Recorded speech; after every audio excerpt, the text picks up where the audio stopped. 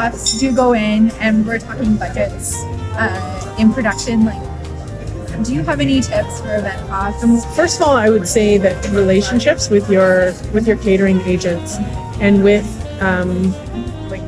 your chefs or with caterers that you're using are really important, because it creates the movable conversation when you're planning menus. Yeah. So if I'm working with this client and my budget is limited, what can we really do? But there's some potential there to really gain their trust, and we really want to wow them. And so that might inspire the chef to be like, oh, I like this. And so you kind of spark that creativity in them. And so if you're working with chefs who are open to that kind of conversation and that kind of workability, then that's where I would start, for sure.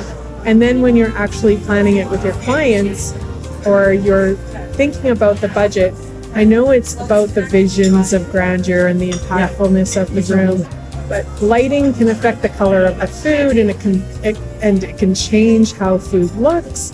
And so the importance is really what is going to wow us. And I know you know that more than anything in the events world, but we are thinking really about the senses. And when it comes to drinks and food, we eat with our eyes. So something doesn't necessarily have to be expensive for it to be delicious. The exposure of the Food Network has been really impactful in whether you like it or you don't like it.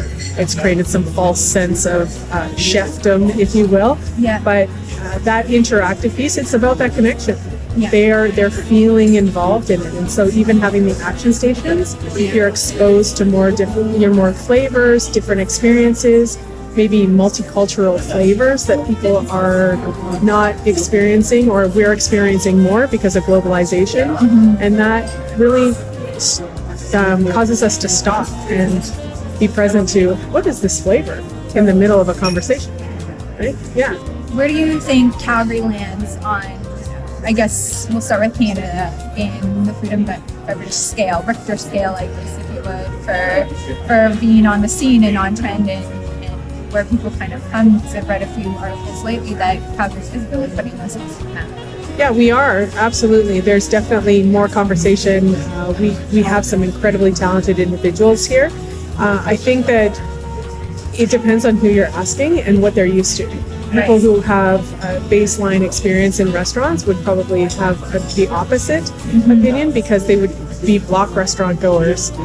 But the unique experience of small businesses here, we've got some really great vibes, we have an incredible community, and they're connected, and they're innovative, and they like to work together and collaborate. And that's quite unique as well. So in our city, our chefs will collaborate, and that kind of levels up what our reputation is, and also inspires others to participate and want to build their own business.